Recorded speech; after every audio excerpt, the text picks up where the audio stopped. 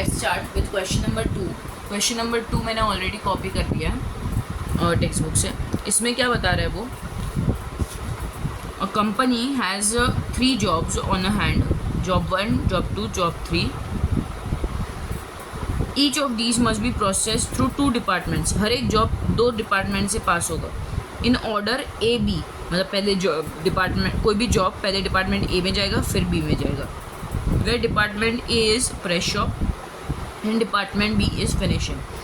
The table gives the number of days, ये सारे number of days हैं, 8 days, 6 days, 5 days, ठीक है। Number of days required by each job in each department. Find a sequence in which the 3 jobs should be processed so as to take minimum time to finish all the 3 jobs. Also find idle time for both the departments. पहले sequence determine करते हैं कि कौन सा job पहले करेंगे, first job, second job, third job, ऐसे कौन सा पहले करेंगे फिर कौन सा बाद में, ऐसे 3 कौन से ऑर्डर में करेंगे, ठीक है। तो पहले तो हम लोग एक टोटल का भी कॉलम बना देते हैं। Total time of department A, total time that department A takes to complete all 3 jobs. तो क्या होगा, 8 + 6 + 5, 6 + 5 11 + 8 19 डेज, ठीक है। Total time taken by department B to complete all 3 jobs is 8 + 3 + 4, कितना होगा, 12 + 3 15 डेज। ये हमें आगे जाके काम आएगा। हमने जैसे प्रीवियस समय कहते ये काम आया था, राइट, वो आइडल टाइम फाइंड करने के लिए ये आगे जाके काम आएगा, इसलिए मैंने अभी से निकाल दिया कि इसको अभी ध्यान मत दो, जब वो टेबल बनाएंगे ना तब ध्यान देना। अब हमें क्या फाइंड करना है, सीक्वेंस, कौन सा जॉब पहले आएगा, कौन सा दूसरा आएगा और कौन सा तीसरा आएगा, करेक्ट। अब ये पूरे टेबल को देखो, इसमें सबसे लोएस्ट नंबर कौन सा है, ये वाला सबसे लोएस्ट नंबर है। वो ऊपर आ रहा है कि नीचे, नीचे आ रहा है, तो वो वाला जॉब को लास्ट पोजीशन दो, ठीक है, वो चला गया।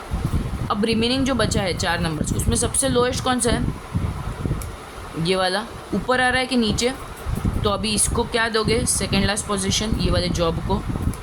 नीचे आ रहा है इसीलिए सेकेंड लास्ट से स्टार्ट करो। अगर मिनिमम नंबर ऊपर आता तो वो उसको फर्स्ट पोजीशन देते। और बचा कौन सा प्लेस, ये वाला जो अभी बचा, फर्स्ट जॉब। तो सीक्वेंस हमने डिटरमाइन कर लिया। सीक्वेंस क्या है हमारा, 1 3 2, मतलब पहले जॉब 1 करेंगे, फिर जॉब 3 करेंगे, फिर जॉब 2 करेंगे, ठीक है। अब हमें वो टेबल बनाना है, जॉब 1 3 2। हर एक जॉब पहले डिपार्टमेंट ए में जाएगा फिर डिपार्टमेंट बी में जाएगा, correct. Department A in, department A से बाहर निकला, फिर डिपार्टमेंट बी में गया इन, डिपार्टमेंट बी से बाहर निकला, करेक्ट।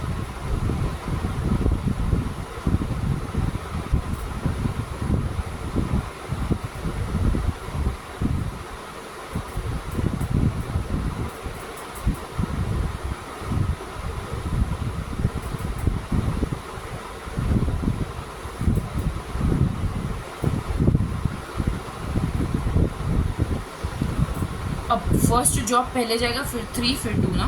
तो फर्स्ट जॉब को डिपार्टमेंट ए में पहले तो 0 से स्टार्ट होगा। फर्स्ट जॉब को डिपार्टमेंट ए में कितना टाइम लगा, मैं ये लाइंस रब कर देती हूँ, 1 सेकेंड। ये जो पार्ट मैंने ब्लू पेन से किया था ना, वो आप अपने एग्ज़ाम में है ना पेंसिल से करना चाहिए तो क्वेश्चन पेपर पे, और फिर लास्ट में रब भी कर देना, वरना ऐसा अलाउड नहीं है वैसे तो क्वेश्चन पेपर पे करना, बट ठीक है, रफ कर देना। या फिर अपने आंसर शीट में ही रफ वर्क में साइड में करना, या फिर लास्ट पेज पे करना पेंसिल से, या पेंसिल चलेगा, आंसर शीट में तो कैसे भी चलेगा, ठीक है। अब जॉब 1 को ए डिपार्टमेंट में कितना टाइम लगता है, 8 मिनट्स, 8 डेज। तो 0 पे गया, 0 डेज से स्टार्ट हुआ, बाहर कितने दिन पे निकला, 8 दिन पे, ठीक है। उसके बाद 8 दिन के स्टार्टिंग में कौन गया ए में, जॉब 3, कितना टाइम लगा उसको, जॉब 3 को ए में 5 दिन। तो वो कौन से दिन पे बाहर आया, +5 डेज, 8 + 5 13 डेज के एंड में जॉब 3 बाहर आया फ्रॉम डिपार्टमेंट ए। फिर वापस इधर 13 के बिगिनिंग में जॉब 2 गया, उसको कितना टाइम लगा, ए में 6 डेज, तो +6 तो कितना इधर 19।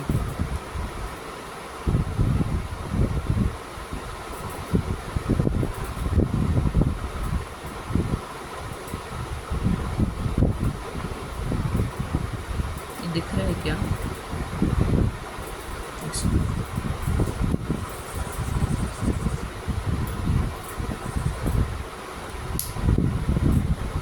अब 8 डेज के एंड तक, 8 डेज उसको लगे फर्स्ट जॉब को डिपार्टमेंट ए में। अब 8 दिन से वो बी में, डिपार्टमेंट बी में जाएगा। डिपार्टमेंट बी में फर्स्ट जॉब को कितना टाइम लगा? 8 डेज। तो +8 तो कितना बन जाएगा इधर? 16। 13 और 16 मैक्सिमम कौन सा है? 16 हाईएस्ट, तो ये इधर आ जाएगा 16। अब थर्ड जॉब को डिपार्टमेंट बी में कितना टाइम लगा? 4 डेज +4 कितना? 20। 20 और 19 मैक्सिमम कौन सा है? 20, तो 20 इधर आ जाएगा। फिर सेकेंड जॉब को डिपार्टमेंट बी में कितना टाइम लगा? 3 डेज +3 23। ठीक है, तो मतलब टोटल 23 डेज लगे तीनों जॉब को कंप्लीट करने के लिए, डिपार्टमेंट ए बी मिला के। ठीक है, तो हमारा टोटल इलेप्स टाइम क्या बन गया?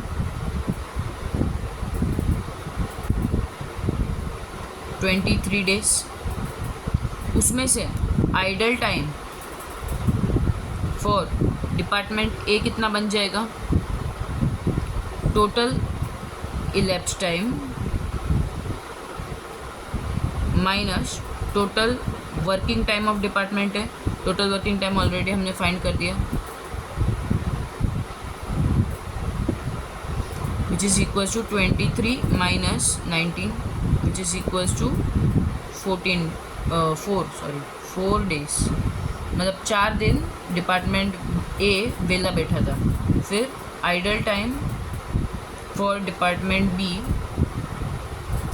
Is equal to total elapse time minus total working time of department B. तो 23 minus total working time of department B कितना है? 15, मतलब 8 डेज। मतलब 8 दिन डिपार्टमेंट बी वेला बैठा था। 8 दिन कैसे? जो स्टार्टिंग 8 दिन के एंड पे तो बी में गया फर्स्ट जॉब, तो 0 to 8 तो डिपार्टमेंट बी वेला बैठा ही था, और 19 में कंप्लीट हो गया था। इधर देखो, डिपार्टमेंट ए का सारा काम 19 0 से लेके 19 तक ही हुआ। 23 तक सब जॉब्स कंप्लीट हुए। 23 माइनस 19 ये 4 days. Simple enough. Next question करते हैं, इसे एक बार लिख लो। अब मैंने क्वेश्चन नंबर 3 ऑलरेडी कॉपी कर दिया है। क्वेश्चन नंबर 3 क्या कहता है? An insurance company receives 3 types of policy application bundles daily from its head office for data entry and filing. तो टाइम इन मिनट्स, ये टाइम सारे मिनट्स है, 90 मिनट्स, 120 मिनट्स, 180 मिनट्स। ठीक है, time in minutes required for each type of these 2 operations. 2 type of operations, एक data entry एक filing, R S follows. पहले data entry होता है, फिर फाइलिंग होता है। पॉलिसी 1 को डेटा एंट्री में 90 मिनट्स लगते हैं, फाइलिंग में 140। वैसे ही पॉलिसी 1, 2, 3 का। Find the sequence that minimizes the total time required to complete the entire task. Also find the total elapse time and idle time for each operation. ठीक है, पहले तो एक और कॉलम बना देते हैं, total time. Total time in minutes ना,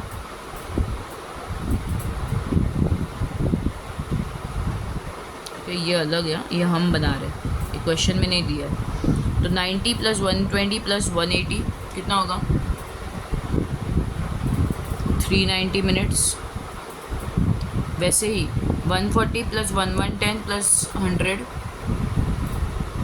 350 मिनट्स। मतलब तीनों पॉलिसी का डेटा एंट्री कंप्लीट करने के लिए 390 मिनट्स लगता है, और तीनों पॉलिसी का फाइलिंग कंप्लीट करने के लिए 350 मिनट्स लगता है। ये आगे जाके काम आएगा। ठीक है, अब हम बनाते हैं सीक्वेंस। कितने हैं पॉलिसीज़? 1, 2, 3। पहले कौन सा करें वो अब देखते हैं। इसमें ये टेबल में ये 6 वाले वैल्यूज़ में सबसे लोएस्ट कौन सा है? 90। ऊपर आ रहा है कि नीचे? ऊपर आ रहा है, तो उस पॉलिसी को फर्स्ट पोजीशन देंगे। ठीक है, तो ये चला गया।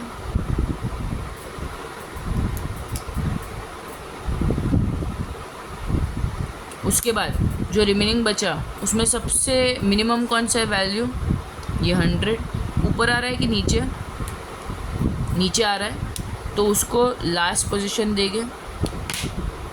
बचा कौन सा, ये पोजीशन, तो 1 2 3 यही सीक्वेंस है हमारी, ठीक है। तो पॉलिसी कैसे फॉलो करेंगे, 1 2 3, ठीक है। फिर डेटा एंट्री और फाइलिंग, डेटा एंट्री में जाएगा बाहर निकलेगा, फाइलिंग में जाएगा बाहर निकलेगा।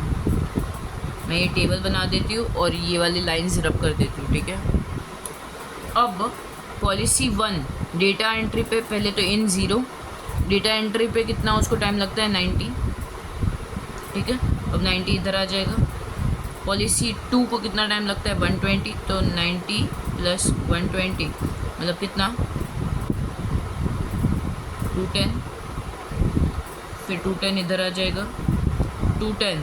फिर थर्ड को 180 minutes data entry, third policy को डेटा एंट्री के लिए 180 मिनट्स लगता है, तो 210 पे स्टार्ट हुआ, ख़त्म कितने पे होगा 210 + 180, तो 0 9 390, ठीक है। अब फाइलिंग, डेटा एंट्री को 90 मिनट्स तक तो वो फर्स्ट पॉलिसी का डेटा एंट्री चला, 90 से स्टार्ट होगा, फिर फाइलिंग, ठीक है, तो 90 इधर आ जाएगा। पॉलिसी 1 को फाइलिंग के लिए कितना टाइम लगा 140, तो 140 प्लस मतलब कितना 0 9 + 4 13 230। अब इन दोनों में मैक्सिमम कौन है 230, तो 230 इधर आएगा। फिर सेकेंड पॉलिसी को फाइलिंग के लिए कितना टाइम लगा 110, तो प्लस 110, तो 0 4 3। इन दोनों में मैक्सिमम कौन है, इसका मतलब समझो एक बार,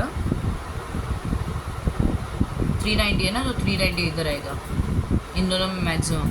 क्यों, क्योंकि देखो सेकेंड जॉब का सेकेंड पॉलिसी का फाइलिंग 340 मिनट्स तक चालू था, ठीक है। उसको इधर जाने का था, अभी थर्ड पॉलिसी इधर से स्टार्ट करने का था मेरे को 340 मिनट्स से, बट 390 मिनट्स तक तो थर्ड पॉलिसी का डेटा एंट्री चालू था। मतलब मैं सेकेंड पॉलिसी मेरा 340 मिनट्स पे कंप्लीट हो गया फाइलिंग, ठीक है। अब मैं 340 मिनट्स पे ही थर्ड पॉलिसी को फाइलिंग के लिए डाल सकती थी, बट थर्ड पॉलिसी को मैं 390 मिनट्स तक तो मेरा उसका डेटा एंट्री चालू था, इसलिए मैं फाइलिंग के लिए नहीं डाल पाई जब तक उसका डेटा एंट्री कंप्लीट नहीं होता। तो इधर जो 50 मिनट है ना, उधर कुछ फाइलिंग हुआ ही नहीं। मतलब मैं थर्ड पॉलिसी को इधर डाल सकती थी, 340 मिनट्स तक सेकेंड पॉलिसी का कंप्लीट हो गया था फाइलिंग, मैं इधर डाल सकती थी थर्ड पॉलिसी को फाइलिंग के लिए, बट क्यों नहीं डाल पाई, क्योंकि डेटा एंट्री ही चालू था थर्ड पॉलिसी का तब तक। मतलब समझा, मतलब पहले क्या हो रहा है, फर्स्ट पॉलिसी डेटा एंट्री में जा रहा है, फिर फाइलिंग में जा रहा है। अब सेकेंड पॉलिसी भी पहले डेटा एंट्री में जा रहा है, फाइलिंग में जा रहा है। 340 मिनट्स के एंड में 340 एंड तक सेकेंड पॉलिसी का फाइलिंग हो गया। अब मुझे 340 मिनट्स के उसमें ही थर्ड पॉलिसी को फाइलिंग के लिए डालना था, बट थर्ड पॉलिसी का तभी डेटा एंट्री चालू था, तो मैं डाल ही नहीं पाई ना, 50 मिनट एक्स्ट्रा लगा, मतलब वो तब तक रुका हुआ था फाइलिंग वाला जो इंसान था वो, तो 390 मिनट को एंड हुआ, फिर ही मैं डाल पाऊँगी फाइलिंग के लिए थर्ड पॉलिसी को। तो ये 50 मिनट जो था वो हमारा क्या होगा, आइडल टाइम होगा फॉर फाइलिंग, है ना, मतलब आइडल टाइम में इंक्लूडेड होगा, राइट। ये 90 भी होगी और वो 50 भी होगा, ठीक है। अब थर्ड पॉलिसी को, मतलब इसमें से सबसे इजी वे आउट देखो ना, 340 और 390, उसमें मैक्सिमम कौन सा है 390, तो वो इधर है। अब थर्ड पॉलिसी को फाइलिंग के लिए कितना टाइम लगेगा 100 मिनट्स प्लस 100, इधर क्या आ जाएगा 390 + 100 490, ठीक है। तो हमारा टोटल इलैप्स टाइम क्या होगा, हमारा टोटल इलैप्स टाइम मतलब सारे 3 जॉब्स सारे 3 पॉलिसीज़ का डेटा और फाइलिंग कंप्लीट करने के लिए हम लोग को कितना टाइम लगा 490 मिनट्स, ये मिनट्स में है ना, हाँ ठीक है। आइडल टाइम क्या होगा, idol time for data entry, तो क्या बन जाएगा total elapse time minus total working time of data entry, तो 490 माइनस 390 मतलब कितना 100 मिनट्स। और आइडल टाइम फॉर फाइलिंग